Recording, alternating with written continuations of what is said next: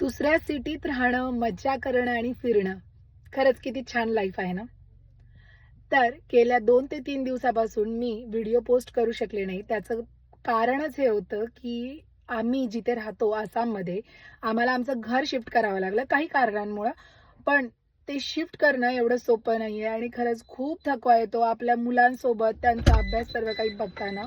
आपल्या शहरात, आपल्या स्टेटमध्ये आपल्या लोकांसोबत राहणं खूप सोपं आहे. पण दुसऱ्या स्टेटमध्ये आपण कितीही म्हटलं, की या स्टेटमधले लोकं खूप छान, त्या स्टेटमधले लोकं खूप छान.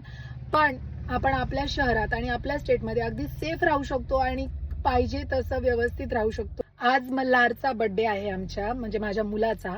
तोही आम्ही सेलिब्रेट करू शकत नाही आजच्या दिवशी. त्याचं रिझन फक्त एवढंच, की आमचं शिफ्टिंग आणि दुसऱ्या ठिकाणचं सेटलमेंट. तर खरंच मी सांगते तुम्हाला, की दुसऱ्या ठिकाणी, दुसऱ्या शहरात राहणं किंवा दुसऱ्या स्टेटमध्ये राहणं एवढं सोपं नाहीये.